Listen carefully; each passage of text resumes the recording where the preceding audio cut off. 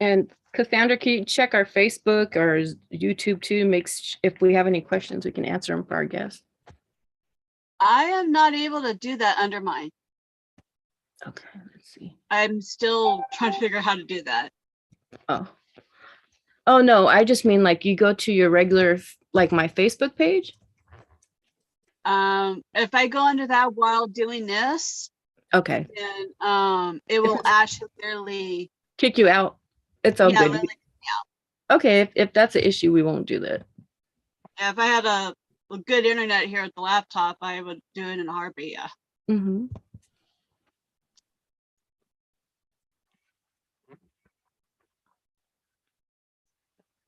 I'm just trying What time is it for you, ladies? It's only 6:03. What time is it there? So it's 11:03 on Friday morning. Oh, okay. I thought you were about to say Friday night. I was like, oh God. I was like, okay. I'm trying to log into my Restream and it's forgot my password. So I don't know what that problem is. I might have to just get my password. So bear with me, you guys. About a 17-hour difference. I forgot password. Why is it not? Okay, there we go. Reset password. Factory stream.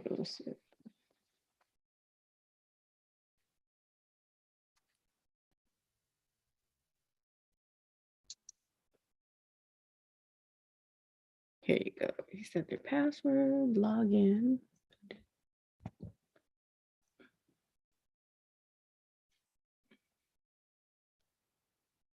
Reset the password.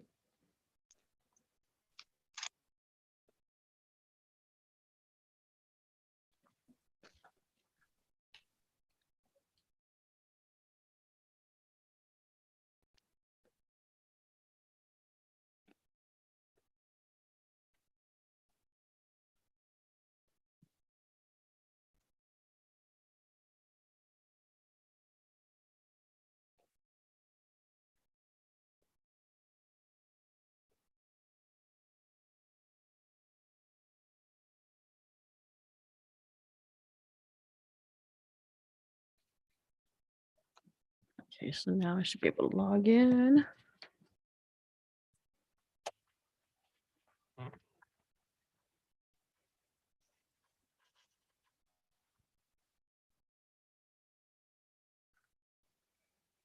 Okay, streamer setup is we're going here. Oh, okay. I guess we're live, you guys. Yep, I can see it on your Facebook page. Okay, perfect. Okay. Hello, everyone. Welcome to the Spicy Divorce Party Planner TV show. I'm your host, Spice, and today I have my lovely co-host, Lilith, with me. Hello, everyone. And we have a guest who's a conflict. Oh, what would your title be? Conflict and mediator? Conflict coach.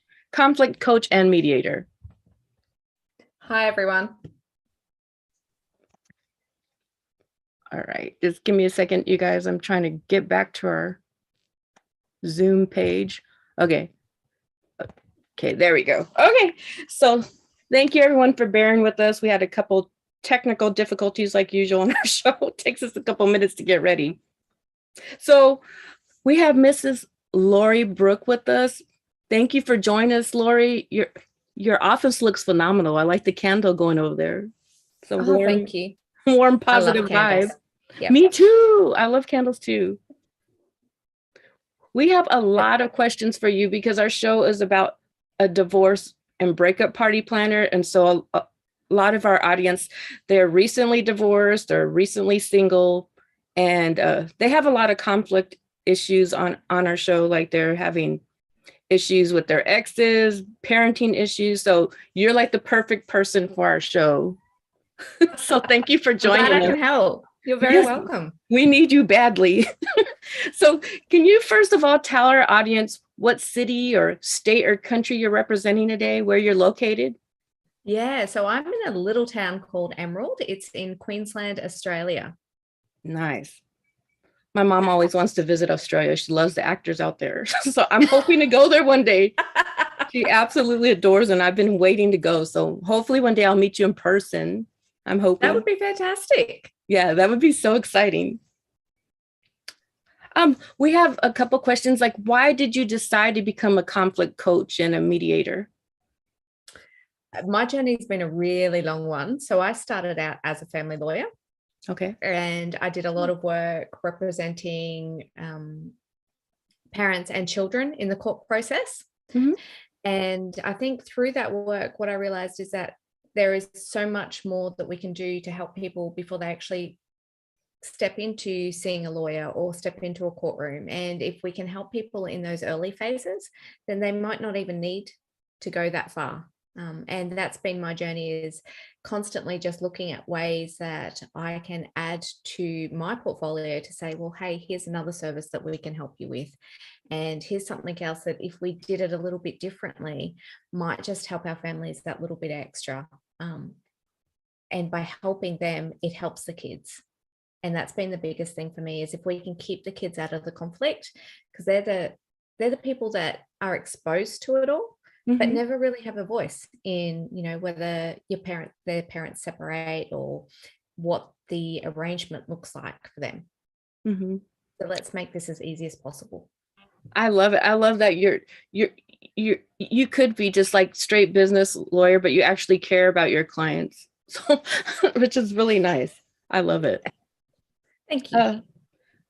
Well, we have a couple of questions. Like, we have people that are currently having issues with parenting and court issues like child custody and things like that. Mhm.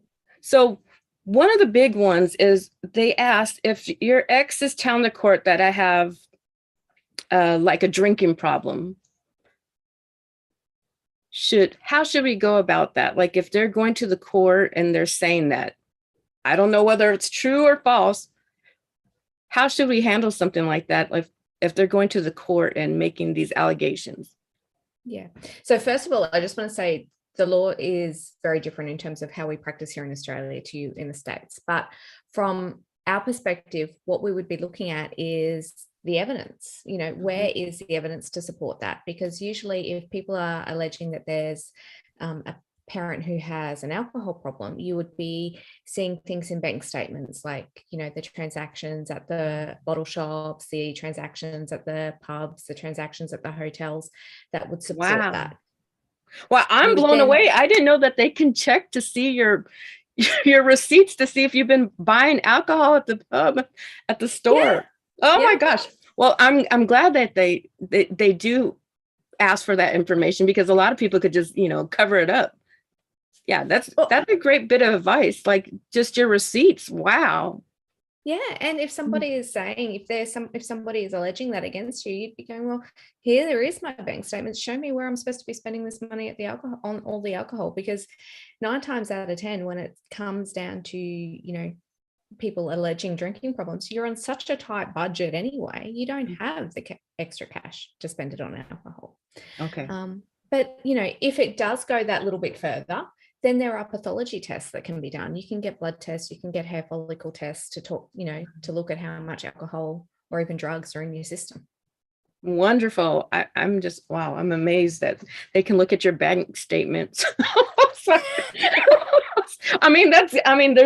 There's pros and cons for that. Like, if I was going through that, I'm like, wow, let's pull up the bank statements and, and I have good evidence.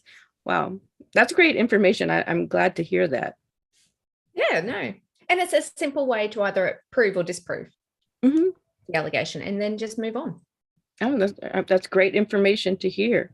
Here's another one. Sometimes, and I've noticed quite a few parents have done this because I've worked with CPS kids out here as well. Sometimes they allege that their parent, the ex-partner, is sexually molesting their child. And sometimes it's, driven by they're trying to get full custody of their child. So what should you do in a situation like that?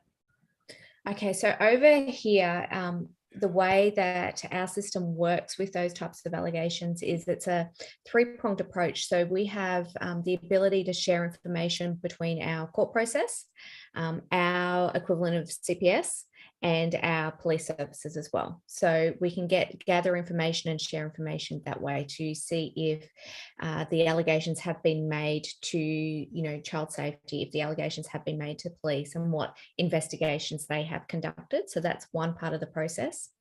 The next part of the process is when those allegations have been made, we also appoint an independent children's lawyer. So these are lawyers that represent the children themselves, and they are there to, make sure that all the necessary reports and investigations into the allegations, but also more broadly as to what is in the children's best interests. So part of that process would then be to organise what we would call a family report. And those reports are then conducted by a social worker, a psychologist, a psychiatrist, and they would then examine the allegations in more detail, but also having regard to all of the material and evidence that we've been able to gain from CPS, from the police services as well, so that they can then make an assessment as to I suppose the weight that should be given to the allegations and what they think that should happen to the children. So it's really important that when those investigations are being done, that all of the information that you have is being provided, not only to your lawyer, but to child safety, to the police, to schools, because one of the things that you would find is that there could potentially be evidence that has been given to a school counsellor that might not be given to the child safety officer, to the police officer. And children can be overwhelmed when they're having to deal with so many different adults. And so it's unrealistic to expect that everything is being said to every single person all the time. So being able to gain and gather that information from all the different sources is really important. And then being able to have one person who is an expert at what they do in terms of how they deal and interact with families, sit down and write, speak to everyone involved. So not just mum, not just dad, and not just the child. And then look at the interactions too. Between the child and the parent. So if it's safe to do so, they'll, do an observation of how the child interacts with both parents or with the particular family member that allegation has been made against, and to gain and gather new information and new evidence from that interaction as well. So that's how we would deal with it over here, making sure that we have all of the evidence before we actually make an assessment. Have you encountered a large amount of parents making allegations like that are not true, or are they usually true? I have encountered a lot. Well, I've encountered parents who make allegations. I'm not inclined to say true or not true, because the system that we have doesn't say it never happened or it did absolutely happen. At the end of the day, we weren't there. You can't put yourself in that position and say definitively yes or no. You can make an assessment to say that the evidence suggests that it did or didn't, but that's the best that we can go for. What I can say is that the people who I've encountered in terms of making those allegations generally get to the point where they genuinely believe those allegations to be true. And so it's hard when you have a parent who, in their heart absolutely believes that their child has been harmed, but there is no evidence to support that, and then that child is put in a position where they're having contact with the other parent or the other person, and that can be a really hard position to be in. But it also comes back to what are we focusing on and what are we actually looking for? Because if you have had something come up and you think that maybe your child has been molested, then all of a sudden, all those little bits and pieces of, I suppose, things that just happen naturally, you can look at it in a different light and you can say, oh, hang on, that's another sign that yes, that happened. And oh, yes, here, see, if they hadn't have done that, it wouldn't have happened. If they hadn't have been harmed in some way, that wouldn't have happened. And so the way that we then view the rest of our days is changed. Okay. Okay. So you have to do a thorough investigation and have evidence once again. Yeah. Okay. It all Okay. comes down to evidence. Okay. Great. I love hearing this. Cassandra, you're welcome to jump in with any questions that you have as well. I do have a couple of questions. I know out here sometimes they do similar to what you do out there in Australia. Some of them actually, if they can't get too much, some of them will actually do where they do like a, if they're accusing them of drinking alcohol, being an alcoholic, buying alcohol, that they actually will go and get like a court order to check all the cameras of every place that has alcohol sold, bars, and also stores, and they can see if they're actually in there buying alcohol. Wow. And for also for the children, if they can't get the truth out of all people, a lot of them will actually either give them, they don't do truth serum that much. They will put them, they will hypnotize them and find out if a child is being anything to be able to get that information going. Do you guys do that out there as well or no? Definitely not in terms of the hypnosis. We limit it to, I suppose, those interactions between the report writers and the children. There's even some states here in Australia where the lawyers don't necessarily speak to the children, and Queensland's one of them. We leave that more so to the experts.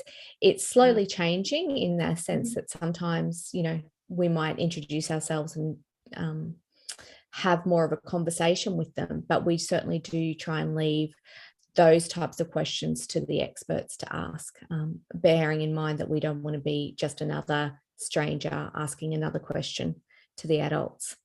The one about the cameras, though, I found that really interesting. It's obviously, it's another great way to gather the evidence, because you can also see who's actually buying the alcohol, can't you? Yeah.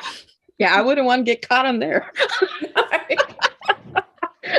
Yeah. That's just eye-opening for me. And I'm like, whoo. Now that I know how thorough of an investigation that the attorneys do, I'm like, oh yeah, you better be on top of your game. You don't want to be caught doing any of that stuff. I have another question. A lot of parents complain that their ex is just trying to get the most child support out of them. What should they do? I found that question really interesting, because here we do have a lot of issues with regards to child support, but our system's based on a time and income level. So, you know, depending on your income, depends on the percentage of child support you have to pay based on the amount of time that you're spending with the kids. The issues for us comes in terms of not paying child support, or we have self-employed or business owners who are able to, you know, alter the books so that they're getting the best from a tax advantage perspective, but then at the same time, that means their taxable income isn't that high, and therefore they're not paying much child support. And that's where the I suppose the issues come into play. At the end of the day, from my perspective, with regards to child support, it's one of those things that if you need more money, then you need to take the extra steps, right? Because we can't leave our children destitute. We've got to make sure that they're clothed, they're fed, they've got a roof over their heads. You need to take that extra step. So sometimes that will mean having to go to a lawyer to make the appropriate application to court to get the child support increased. But you need to balance that at the same time with, you know, if they're not paying, you know, the minimal amount now, me getting an order to say they have to pay more, is that actually going to make a difference to me now? Or am I spending money that I don't necessarily have to try and get blood out of a stone? And it's one of those, you know, as much as people should do the right thing in terms of providing for their children, you're in a bit of a catch-22 position as to how you actually proceed with that. If you try to get custody of your child, will you have to pay as much child support? If you both like have 50-50 custody and I make more money than the other partner, do I still have to pay more? Oh, I still do. Just based on my income. Okay. Yep, based on your income. So we do have the ability to have private agreements over here so that it's not one based on the child support agency. And some parents will come up with an agreement that, you know, if we're doing 50-50, you look after it when they're with you and I'll look after them when they're with me, and not necessarily have to exchange funds. But yeah, potentially if you're earning more money and it's still a 50-50 time, there might be child support payable. Okay. What if one of the parents lowers their work hours so they could, so that the other parent has to pay more? Have you ever seen Yeah. that? Is that okay if one parent decides, well, I'm not going to work as much and let my ex-husband? Yeah. So we actually had that encountered quite a bit. So our child support agency actually changed. The rules got changed so that if you did that on purpose, your income would be assessed at that higher amount. Okay. Yeah. So if you take steps to actively try and reduce your child support that you actually have to pay, so you cut back your hours, or you take a pay cut, or, you know, you change the way that your income's getting paid. So maybe instead of it being coming through, you know, your actual cash income, it might come through some type of bonus or some type of benefit, then that will all get taken into account. Okay. So sometimes the women, though, like if they know they're getting money from their ex-partner, what if the woman just decides, well, I'm not going to work as much, and she's will that make her get more money if she decides I'm not going to work as much and just let him carry? So the rules are the same for everyone. Okay. You know, if you're doing something to try and impact the child support that you're getting, the rules are the same. Wow. Okay, good. That's good to know. Okay. What are your rules if either partner, the male or female, whoever makes the most, refuse to pay child support? How do your guys' justice system go there? So they have a system in place where if the child support agency is collecting the funds and those funds aren't getting paid, then the debt just keeps accruing. And when we lodge our annual tax returns, then if you're getting a refund from the tax office, the child support will be taken from that. If somebody then doesn't lodge their tax, which is often seen to try and avoid the child support debt that's accruing, then they can take the next step in terms of going to the employer and making an application to the court to get their wages garnished so that they can try and get some there as well. But like I said at the start, it's that balancing act of, you know, how much do I absolutely need those funds versus how much am I going to spend to try and get the money now. Okay. Okay. And what about, because I know out here, if either party doesn't pay either child support or spouse support, especially on those, that they get their actual, especially on child support, they get their actual driver's license suspended until they start paying again. Is that true out there for you guys?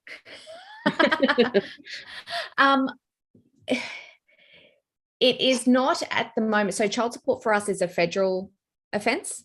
A federal matter. So it's the same across all of Australia, whereas our driver's licenses are state-based. So it can go against what they call a the name has just escaped me. I'll have to come back to that. So what happens is with the child support agency, when they make an application, it goes to our federal courts. Our federal courts then have the ability to say, you know, we're going to garnish wages, we're going to put in different penalties. Licenses at this point isn't included in that. Oh, wow. Okay. Yeah, because they throw people in jail, I think, in Arizona, and their license. Do they throw people in jail in Australia? Oh, they've got the power to. Doesn't happen very often. Wow. Okay. All right. Let's see. Sometimes when people are exchanging their children, they're bringing like all their different partners, you know, their new girlfriend or new boyfriend. Is that wrong? Are they allowed to do that? Like each time they come with a new girlfriend when they're exchanging children? If it's each time they're coming with a new girlfriend, as in a different girlfriend every time, I would have some concerns about that. But if it's the one girlfriend or the one boyfriend turning up consistently, I would want to change the question and say, why would you have an issue with that? You know, what is the actual issue that you have with that particular person? Okay. If it is a new person every single time, then that's an issue in terms of what and who are the children being exposed to. You know, why is it that the relationships are constantly changing? Is there a lot of fighting? Is there domestic violence? Are there drugs? Are there alcohol? Is there something going on in that household that is of concern? You know, and who are those people for them to possibly be exposing the children to? Okay. You know, do they have extended family members that might not be, you know, the best people to be around, or, you know, what, there could be 1,000 different reasons. But if it is that one consistent person, you want to turn around and ask yourself, why do I have an issue with them attending changeover? You know, is it the fact that I'm feeling threatened? Okay. And if I'm feeling threatened, why am I feeling threatened? Mm-hmm. Is it the fact that, you know, there might be some jealousy there, that they're now with your ex, or that they're spending some time with your children and maybe they're doing the fun things? Like, it's not unusual for a parent who doesn't spend much time with the children to be, you know, we use the term here, Disneyland dad. They're the ones that do all the fun things with the kids, and they don't have to necessarily focus on the day-to-day discipline. And when they're doing all the fun things and you've got their partner being involved in that, you kind of feel like you're missing out. You're missing out on the good times because you're the one there making sure they're doing their homework, cleaning their bedrooms, doing their chores, and changing you their have to be diapers. that. Yeah, you have to be the one who's just onto them all the time. And so you start to feel like they're going to see me as the grumpy old mum as opposed to fun mum, and she might be taking that space. So it's all about what's going on for you if it is that consistent person. Okay. That's good to know. Here's a question. How often is it where you guys think both parents not worthy and the child gets put into like a foster home? So that's two different systems for us. From a family law system, that's federal, and then our child protection is state-based. Child protection services over here, or child safety, they have their own assessment process that they have to go through to determine if there is a parent who is willing and able to care and protect the child or children. Their process usually requires that foster care is the last resort. So they have to, in some respects, try and work with the families as much as possible to improve whatever's going on, so that the kids stay there. Now, obviously, there are some circumstances where that's not appropriate and the children are removed when we're talking about sexual abuse or physical abuse type serious allegations.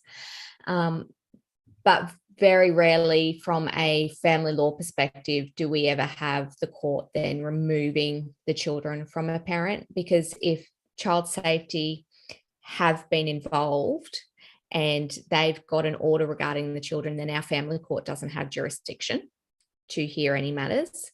And if there are any allegations when they're in our family court, we would invite child safety to participate, but usually by that time there is a parent or there is somebody who has stepped up and said, hey, I'm willing and I'm able to look after these kids, which then means child safety doesn't have jurisdiction. Okay. Does that make sense? Yeah, it does. Now we have a question about mediation. Is mediation or conflict coaching possible or smart to do with someone who's been violent in the relationship?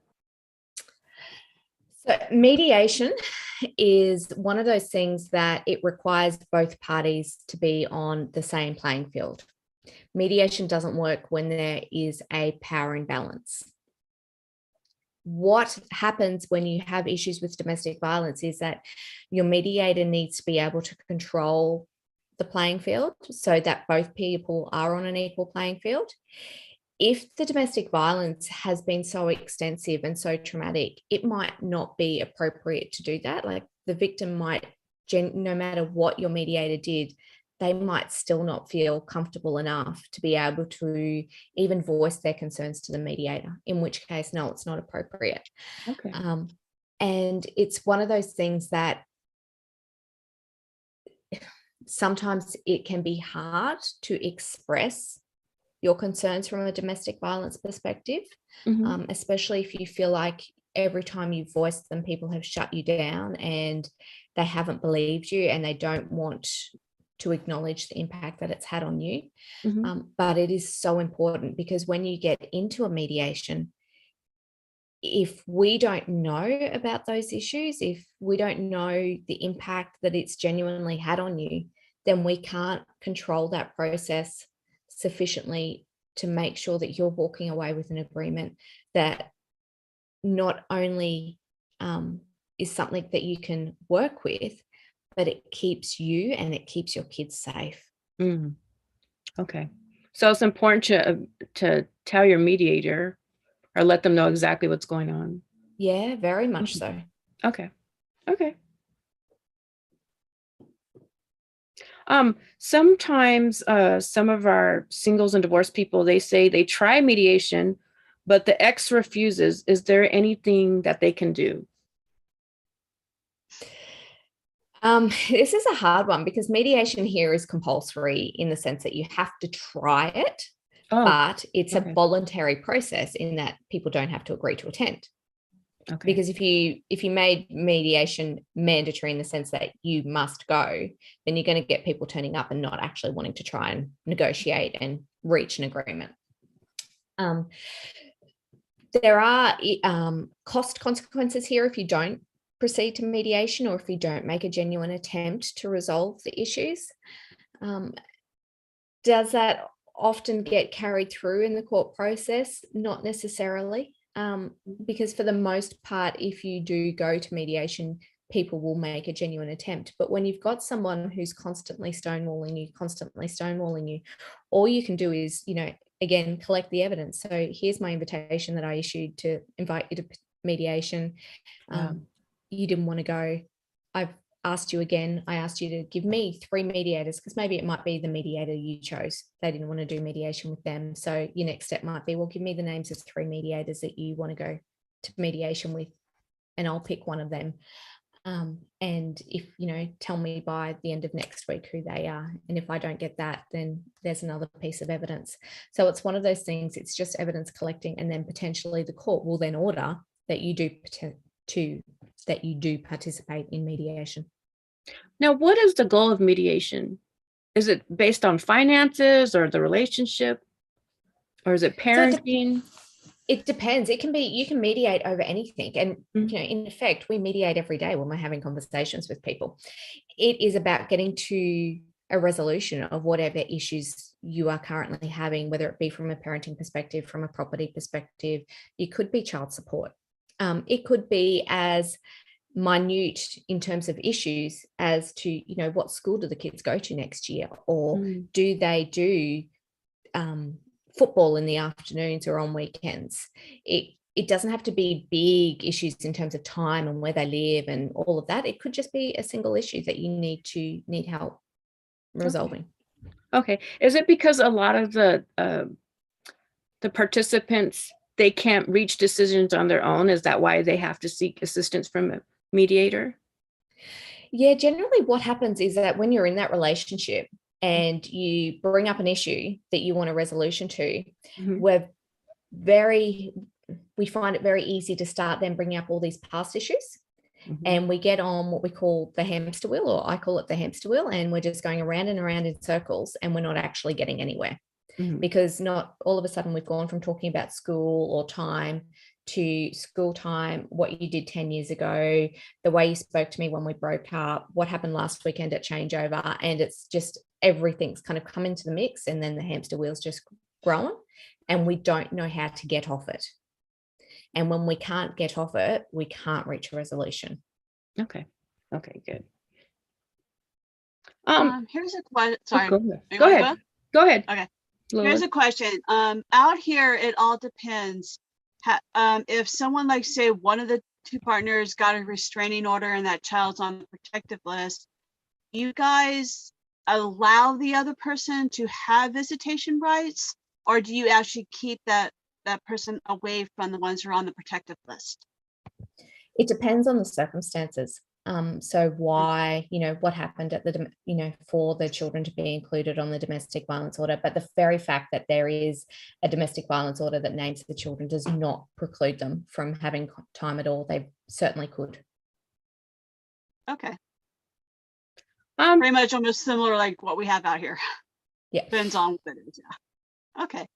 What if I miss my ex? Should I tell them that I'm interested in getting back together with them, or not bring that up during these procedures? Oh, that's a bit of a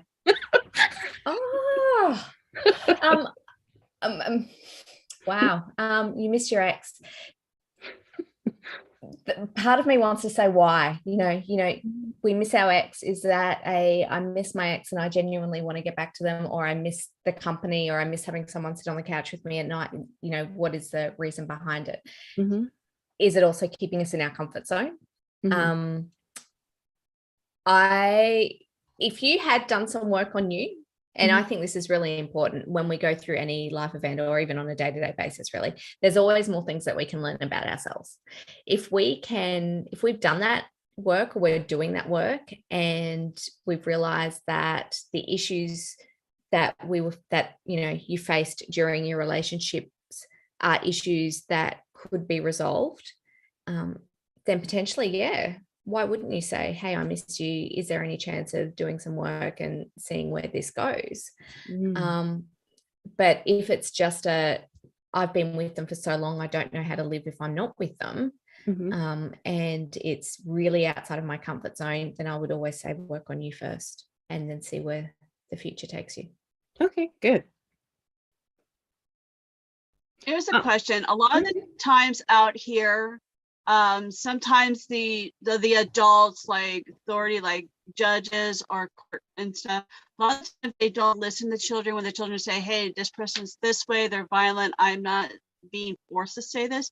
Do you guys actually listen to the children of all different ages about what happened and what they feel, if they're safe or not around either It parent? depends. Isn't that a great lawyer answer? It depends. What happens is that the children get to speak. They get to say what they want to say, and that generally comes back to that report writer. That's who they generally speak to. But it depends in the sense of, one, how old your children are, and two, the motivation and the maturity levels behind that. So the best example, and it's a simple example that I give, is that if you've got, a 3-year-old girl saying, hey, I want to spend more time with daddy because she buys me stuffed toys, that's not going to have much weight to it, right? If you've got a 12-year-old child who's saying, hey, I want to spend more time with mum or dad because they don't make me do my homework, that's not going to have much weight to it.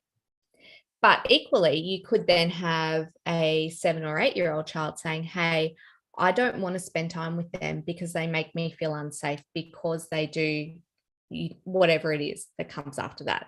And that might potentially have more weight given all the other evidence. So it really depends on what it is that they're saying, why they're saying it too. So our experts always look for, are the other parents or are there other adults in this I suppose, context that could be telling the children to say things. Is mum or dad saying, hey, you need to go and tell this person how much mum or dad hurts you? It's really one of those circumstances where you have to look at everything holistically to be able to make a decision. Good. And if the person is also severely disabled, like autistic or any kind of mental or physical disability, how do you guys approach that to be able to ask them questions about what's going on? As in the child, if the child has a disability? Yes. Yeah. So the expert that you would engage, you would make sure that they have the skills to deal with that particular disability from a child's perspective. But that child would usually have their own therapist of some kind. So we would also be gaining the information from them that they have, because they would also have that relationship with the child to have gathered that information previously. So the child generally would feel more comfortable with their own therapist. So you would have the therapist getting some information, and then that information would be passed on to the court expert. Okay. That's great. That's great information. my ex blocked my phone number. What should I do? Leave it be and walk away. Okay, good. But if they've blocked your number, why do you want anything more to do with them? Really? Yeah. Okay. On your website, you mentioned negative patterns of behaviors. Why do people have them, and how can we recognize them, and how can we change them? So we can't change anyone else.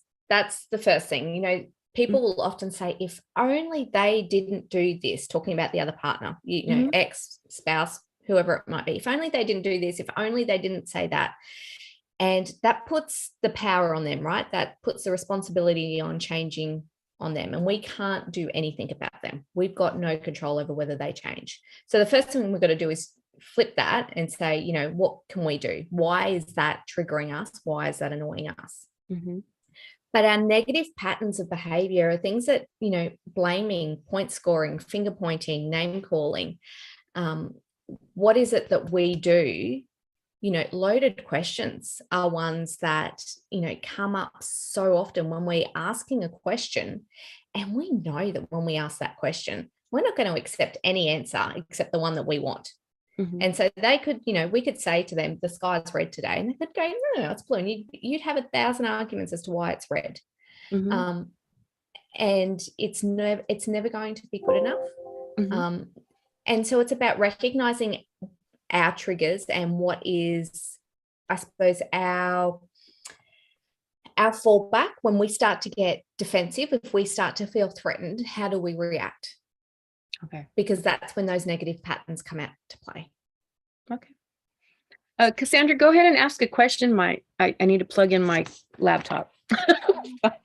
It says the battery's low. How do you guys go about it? I know it's probably best out here too if you're like talking with the child and they kind of like, please don't touch me, ow, like if they have bruises on them. How do you guys go about being able to check a child if, like, say if one of the parents were or both were beating the child? Oh gosh. So that would be a matter that would involve our child safety and the police. So usually the parent would make a complaint to either child safety or the police directly, and then the police would have charge of investigating whether there's any criminal offence in terms of the bruises from a criminal side of things. And at the same time, the child safety would then be conducting the investigation as to whether it is safe for the child to return home if there's a parent or somebody else who is willing and able to care for the child. So those two investigations look at different things, but generally happen at the same time. Okay. Whether this is the child that mentions either mommy or daddy's hitting me, beating me, and they just are sexually assaulting me, and they're the ones that mention it, why you guys are interviewing them. So that would be, we have what we call mandatory reporters here. So as a teacher, as a medical practitioner, as lawyers, as mediators, you have what we call mandatory reporting obligations. So if there is a disclosure made, then we have to make the notification to the police or child safety or whoever the appropriate authority is, what the allegation is. Okay. That's great. What are some healthy ways of communicating? Because a lot of our audience, they have difficulties communicating. What can we do to change that? Going back to that previous question, I think the very first thing is understanding what your triggers are. It is also about setting boundaries and having the conversation right at the get-go as to what your boundaries are going to be.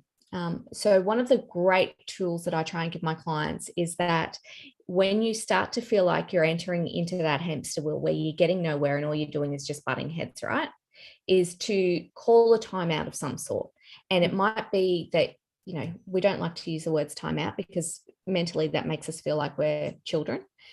So it could be that you have a phrase that you use with your spouse or your ex and you go, right, it's time for me to go grab a coffee or a tea, or I have to go for a walk, or I have to do this, or, you know, whatever the phrase might be, you come up with it that suits you and your family. But once you've called that, you both know that the conversations, it's not over, but it's just paused, right? Mhm. And it's because we don't want to enter that space where we're just going to go around and around and around, because we're not going to get anywhere. Because when we're arguing and we're having negative conflict, all we're doing is keeping our positions, and we can't see the other person's position. We don't have the mental clarity to be able to do that, or the emotional openness to be able to do that. And so we need to kind of take that break, and we need to stop thinking about whatever the issue is. And I make that point very clearly, because if you take the break and you keep thinking about the issue, all you're doing is gathering evidence for your position. And that's not the purpose of it. It's about stepping back and then being able to come to it from a fresh perspective, where you can see and you can hear the message that's being delivered by the other person, and you can respond to it as opposed to reacting. And that's how you'll resolve those issues. So if you can do that, and it's hard at the start, like if you've never done that before, it's really tricky, because one, it takes awareness of when you're starting to go down that path. But two, it can be also hard when you're one of those people, and I was, who want to just keep talking about it, you know. When you've got a fight, like when you've got an issue, let's get it out now and let's get it over and done with. So to be able to stop and walk away takes a lot of inner strength, but it also takes a lot of, I suppose, you need to know that you're secure and that the relationship's okay, that by walking away, it's not going to fall over. And that then comes back to goodwill. Okay, good. I think that's a good start, because like a lot of us, like we don't come from like the ideal family. So we come from like dysfunction. We don't know how to, you know, communicate on a good level, I guess you would say, besides just arguing and trying to win our way. But there's no when we think about the arguments that we have with our spouses, and even our exes, what is the point in winning? You know, what do we actually get apart from being able to say, hey, I got a point in that argument, I won that one? The actual meaning to that argument, what does that mean from a relationship perspective? Is there an actual benefit in winning as such? What if I've been in relationships and I want certain things and the other person refuses to give me that? Should I stay with this person or should I just move on? I would think that has to come back to you. But if you want certain things and you know that they're non-negotiables for you, then why would you stay? Thank you. Okay. If you're not being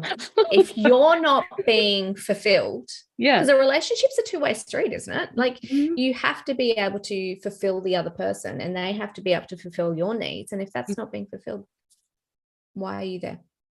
Oh, good point. It's pretty much like being equal and walking into each other's worlds, getting to be familiar with each other. Either one says I'm more important, do everything I do, then they're a toxic relationship. Okay. I do have a I'll have to go back to it and try to remember what I just had. These are great questions. Here's a question. Out here occasionally, even though both parties are okay, they got the custody back and forth with the children. Do you ever guys get that feeling like, know what, hey, let's have somebody undercover follow the other person that's watching the child at that time, even if they're in a new relationship, that child's around the person, how they interact in public, and how they feel like if they go home, if they're yelling at him or any kind of situation, and take pictures of that? I've heard of some parents trying to do that too. I've seen some parents going to the extreme. No, not the parents, like a lawyer or a cop, they will do undercover and make sure the other party with the child is okay. I don't know a lawyer that would do that. Absolutely not. And I could think that would breach some type of ethical rule. From a police perspective, definitely not over here, but we don't have our police generally don't have private employment outside of their role in the police service. Oh, okay. what my initial reaction to that would be, there's an issue from a domestic violence perspective, because there would be some type of controlling or stalking behavior going on there that they are doing that. And then why, if everything's going okay, what's going on that makes you feel like you need to do that? Like, has something been said that needs to be aired? And I think one thing that I often see is that you'll have a little comment or a little action that happens, and we have this great ability to turn it into something a lot bigger than what it actually is. If we'd had the conversation right at the start and said, hey, Johnny told me this, can you just tell me what happened from your end so I know how to respond to it? It can be a lot easier to deal with, as opposed to thinking the worst all the time. We're very cynical. We're very skeptical when it comes to believing what our exes say, because we don't have that trust.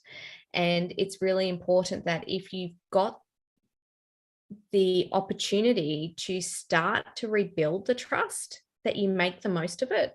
And it's not trust from a romantic relationship, but it's trusting each other as your children's parents. That, you know, they know what to do as a parent. I know what to do as a parent. And if there's an issue, together we'll be able to resolve it. And I just realized you can see all my ink on my fingers. I had a pen that leaked this morning. That happens to me a lot too. That happens to me all the time. I love writing. If I don't have ink on my hands, I purposely put it there. Oh gosh, she's so funny. I was in the bathroom trying to wash it off, and I'm like, oh, now you can see all orange. It's okay. Sometimes it doesn't come up, and I can't even see it, honestly. What should we do if someone's in a bad mood? Let them be in a bad mood. Okay. Can I say it's okay to be in bad moods? We are all in bad moods at some point. Okay. The worst thing is trying to turn that and make that bad mood about us. Okay. And then you turn that into an argument. But just know, if they're in a bad mood, let them be. Let them have their space. Go and do something different. And 9 times out of 10, it's got nothing to do with you, and it'll pass. Okay. And it's not our job to try to make them feel better either. No. And it's no one else's job to try and make us feel better at the same time. Do you know what I mean? Like, we've got to take that self-responsibility. Okay. Yeah, everybody goes through those moods where I'm not in a good mood today, just back off. And then, yeah, you just let them have their space until they could cool down. Yeah. Okay. Yeah. You mentioned 3 hidden dangers. What are they? Okay. 3 hidden dangers from a relationships: expectations, judgment, and the addicted to being right. So expectations are a danger in the sense of, I expect this to be done this way at this time, but I'm not actually telling you what I expect. And when it doesn't happen, then I'm going to get cranky at you for not doing it the way I wanted it done, or, you know, when I wanted it done by. And you should have known that. You know, that whole, but you should have known that that's what I want done. You should have known that. So expectations are a real hidden danger. Judgment, judging how other people do things. I am very guilty of this when it comes to stacking the dishwasher. If it doesn't get done the right way, like, I think my husband's just given up, and he just puts the dishes on the sinks now because he doesn't like the judgment when I have to restack the dishwasher because it's not done the way I like it. And then they're addicted to being right, the twisting and manipulating of conversations, because you can't be wrong. But who wants to be with someone who is never, ever wrong? It's exhausting. True. Very true. Those are 3 good points to be aware of. 3 good topics to be aware of. What if you're... Oh, go ahead. No, sorry, go ahead. Are you sure? Yeah, go ahead. Okay. What if your ex's parents are a major issue in the relationship, even with parenting? Like, if you're going through custody issues. Boundaries. Okay. And you have to get really good at being able to say, that's their stuff, it's not mine, and walk away from it, which is a lot easier said than done. I know that. It's about being able to draw the line. So often you'll have in-laws or grandparents who want to say, this is how you should do things, or, you know, my son wasn't that bad, or my daughter wasn't that bad, and stick their nose in where it, you know, doesn't belong. But if you can, at the end of the day, hear it and remind yourself, well, that's their stuff. I've now got the kids. We're going away to do our thing, and that's not going to impact our time. It's going to be a much easier ride for you. Okay. And it really is about learning how to shut that door. Okay. Okay. Cassandra, did you have another question, Lilith? I'll go right back to that. I'm thinking of one. Okay. Okay. How does arguing and divorce affect children? All about conflict. You know, so if I start from an argument perspective, we are teaching our children how to resolve conflict. And like you mentioned before, you know, if you've come from a dysfunctional family, you've only learned that way to be in a relationship and how to communicate and how to resolve conflict. And that's then what you're teaching your children. So if we're constantly arguing, if we're constantly doing the hamster wheel, if we're doing the name calling, if we're doing the point scoring, if we're doing the blaming, that's what they're learning. And that's then going to be what they teach their children and what they experience in their relationships. So it's about being able to change the dynamic for our kids, right? Being able to say, hey, no, there is a better way. It doesn't have to be, you know, an explosion every single time. It doesn't have to be that shutting down and pretending that nothing's wrong and sweeping it under the carpet is the right way to deal with it. But it's also about knowing that they are loved, that they are safe, and that they can communicate. Because one of the best things, and this comes back to the divorce aspect as well, one of the things that we need in our relationships is that ability to feel loved, to feel safe, so that we can be vulnerable, that we can be open, and that we can be honest. Because if we can be vulnerable, open, and honest in our relationships, knowing that no matter what we say or no matter what we do, we've got that safety net there to catch us, that the relationship doesn't fall over, that a parent doesn't walk out on us, that the partner doesn't walk out on us, then we've got the foundational work to then be able to have the conversations when issues arise. So when somebody's doing something that, you know, really goes against one of my core values, or I find really threatening, or it might scare me, or it might make me feel sad or hurt, or whatever that feeling might be, I can bring that up and I can have a conversation about it. And instead of it being a blame game of, you did that on purpose because you knew I didn't like it, it can be a conversation of, you know, that really made me feel hurt. You know, why did you do that? And they might turn around and go, wow, I didn't realize that at all. And so it's that conversation and being able to have that open dialogue to then be able to change the dynamics. And that's what arguing and being able to, or I suppose by not doing that, that's how our children are impacted. Okay, good. Well, that's good to know.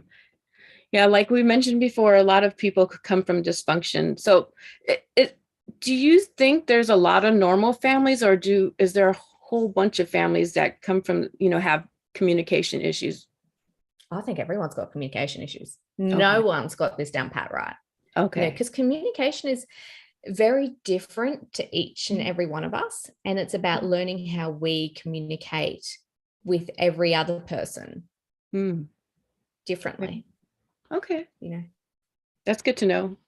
Because sometimes I think we're just doomed. I'm like, oh my God, we just came from hell. I was like, why are some people have normal relationships? And I'm like, I'm dealing with hell over here. Okay. So what's normal? What's like, seriously, what's normal? And what's normal to somebody isn't going to be normal to somebody else. And that, to me, that comes back to, you know, our Insta perfect lives. Everyone seems to have it together on Instagram and Facebook and everything, every other social media channel. But yeah. Okay. It's not reality, is it? Okay. There's a couple of things, like the movie Pleasantville, where everybody's all normal, nobody fights, and everything's perfect. And it's not. It's like nobody actually ever gets that unless you are the strong person and you step up, you say, no, what, I'm going to have my kids, even though whatever communication, we're always going to have communication. We're always going to be able to talk. Like with my youngest, my daughter, she's 13. I said, you could talk to me about anything. She's autistic as well. But I said, anything at all, you guys talk to mommy. Our communication's really good. It's something that her and I have always been strong on. That's Because nice. she always knows I'll be there for her no matter what. I will kill for my daughter if someone's hurting my daughter. I will say that. I don't care who's watching this. Okay. That's you're doing your mommy thing. Yeah. Other thing is, out here we have a thing, if a child either wants to divorce both of their parents at the age of 14 or decide to divorce the one parent and go live with the other one. Do you guys have that out there? That's a good question. Not divorce per se, but very rarely does it actually happen. Because I think from our perspective, at the end of the day, if you've got a child who's a teenager who's very, very adamant that this is what they're going to do, we are not going to make a parent physically restrain a child, put them in a car to get them to the other parent's house. Like it's impossible when they get to that age, especially when we're talking about, quite big, strong teenage children. So it's just a matter of being realistic about what the actual situation is. Okay. Well, it's already 7:03. Do you have time for a couple more questions, or do you have to wrap it up, Lorrie? No, I'm all good. Okay, good. Do you have divorce parties in Australia? I have heard of them, and I have noticed that in our shops we're getting more decorations in terms of divorce parties. Okay. But I have to say I've never been to one. Okay. That's why what we're exploring on our show. We want to know how the other part of the world lives. I have noticed like when you go and buy the cards, for your birthdays and Christmas and all of that, on the shelves there is like I'm getting a divorce, come celebrate with me type cards, and I'm like, we're changing. Okay, cool. We used to hide away from it, but now no, let's go. Right. Oh, let's see here. Have you personally ever been invited to any of them after either one of the parties that got divorced? No, never been to one. Okay. Yeah, I don't think it's very common quite yet. Any tips on how to empower kids with parents who try to brainwash them? Is there anything we could do with the kids? Like, because I've seen it before, like the parent will, drill in their head, tell like the caseworker this, and sometimes it's not true, or sometimes it might be true. What can we do for the kids? Because I think they really struggle, with, they don't want to upset either parent. Is there anything we could do to empower the kids? Yeah. If brainwash is a really strong word, right? So if we're talking about, the high end actual brainwashing and turning against and that real parental alienation, then you need to get some professional assistance. Okay. If we're talking more so on the other end of the spectrum, where we've got the parents who are constantly just bad mouthing the other parent and saying they're not a good enough parent, they should have done this, they should have done that, or, you need to tell the court how much you want to live with me, you need to tell the court that they don't feed you veggies 5 nights a week, or whatever it might be. The best thing that you can do is just to consistently be the difference. Not to respond and react to that. And when I say react is when a child comes home and says, mummy or daddy said this, without even knowing, sometimes we can take that big breath in, like it could be like, or it could be, oh, and your head turns slightly, or your eyes just get that little bit wider, and we might not even make a sound, but the kids pick up on those little reactions, right? They pick up on that body language. So it's really learning to control how we are responding physically, but be the difference and just don't buy into it when the kids are around. So go, carry on, change the topic. This is what we're doing while you're with me. And, don't play the other parent's game. So don't start bad mouthing them. Don't, well, daddy shouldn't have said that, or mummy shouldn't have said that, forget about it, move on. It will be really hard in the sense that you want to defend yourself. You want your kids to know that you were right and all of this, right? But years down the track, and I've heard this very thing, years down the track, if you can consistently be the difference and just be love, be caring, be kind, be supportive, be open, the kids will turn around and they will be able to say, you know what? You never once spoke bad about mum or dad. You never once did that. Thank you. Yeah, that's really And nice. that's the gold that you're looking for at the end of the day. You have to go through 18 odd years of pain and torture to get to that gold.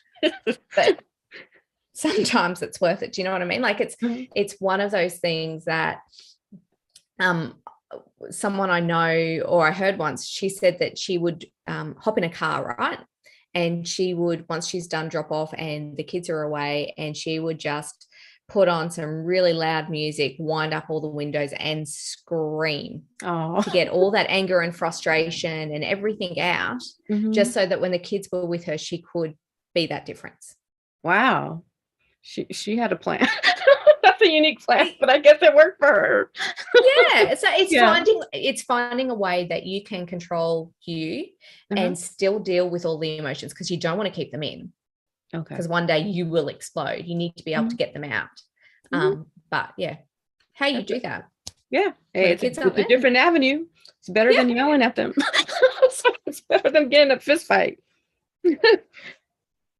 It's like what my daughter says, because I tell her time, it's like the thing around, it's like she hears people do that and see that, and she's like, hey, stop being a Karen douchebag.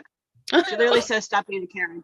I wonder, do they have Karens in Australia? No, yep. We got Karens. Okay. Karens are everywhere. Okay, we learned something new tonight. Yeah. Okay. Have you and your husband ever had communication issues?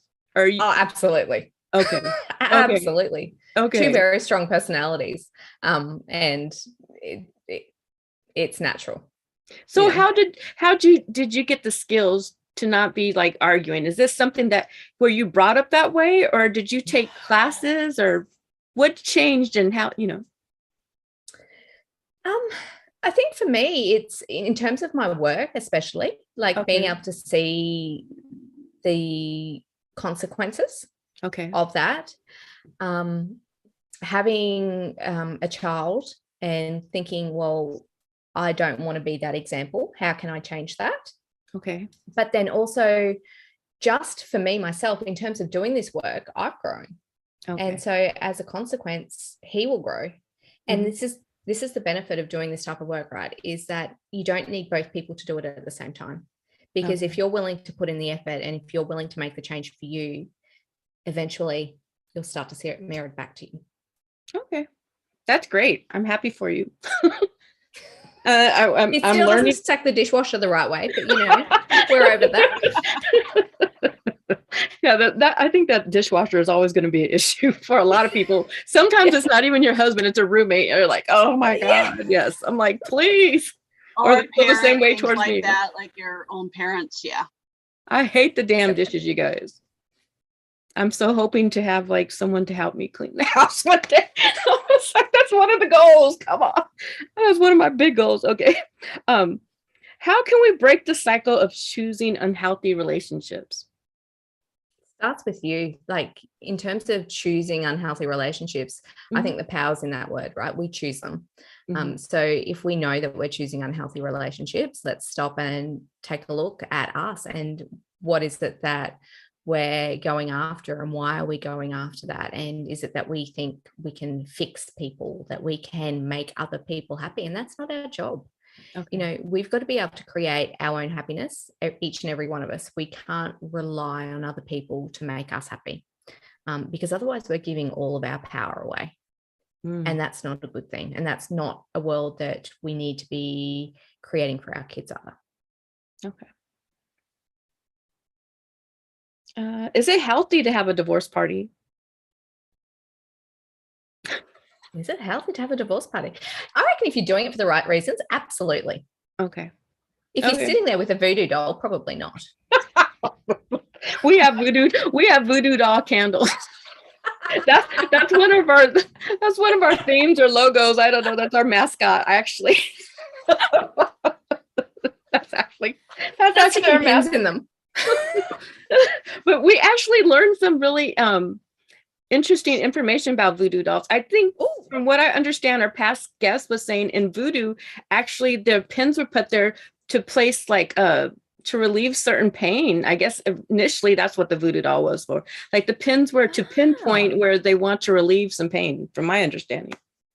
Well, then in that aspect, it is. Yeah. Well, I mean, that's what I learned from in some areas, they go to the extreme level where you take something personal as somebody's and you tie it around the voodoo doll, and every time you stick a pin in it, it actually affects the person. Yeah, that's what most people believe it is. But someone told me that they studied like actually where the voodoo came from, and it's totally different than what we've been thinking about all these years. I don't know though, but the original was to relieve pain, but then there's people who like to think evil for like the last 300-400 years. Let's stick a pin in it with a personal, either their blood, their hair, something that ties around them that's personal of the other person, just to get even with them. So they will poke them, they will like twist them, like crack the neck. I grew up with somebody that his girlfriend did that to him until they finally caught her, but it was unfortunately he already died from what happened. No, from that's what she did to him. But yeah, that's horrible. Because I've actually seen that hands-on of the evil part rather than what the part was originally for. Mm-hmm. Well, I much prefer the traditional aspect. Yeah. Isn't that interesting? Nice. Yeah. You'll have to watch that interview. Is when we actually interviewed a Satanist. And is that the one? Yes, we interviewed a Satanist, and actually he is very interesting. He's actually a good friend of mine, an active partner. And he said Satanist, he boiled it down to it actually means opponent. We affiliate all these scary thoughts in our mind, but that's what Satan. So that's he studies it. So I just thought it was interesting, the bits of information he gave us. Yeah. So using that I suppose that train of thought, you could then say that every time you're opposing someone, you could almost say that that's some type of Satan in terms because they're your opponent in that argument. Yes. That's what he said. But yeah, he's really nice, actually. He actually is a really nice person. You'll have to check him out. He has all these wonderful costumes and stuff. He really is a nice person, actually. Yeah. He's really, really interesting. What can singles and divorcees gain by taking your online course, improving your relationships? They can learn about them. They can learn about their triggers, and they can get an understanding on how they can communicate and show up better in their relationships, so that when they are faced with an issue, they can overcome those obstacles without it being an explosion, without it being, I suppose, threatening that everything's going to fall apart. Because my course is all based on being able to create a solid foundation so that we've got the goodwill, we've got the safety net, so that when we've got issues, we know how to get through it. Okay. How is one able to find you? Yes. If they wanted to take the course, how are they able to find you?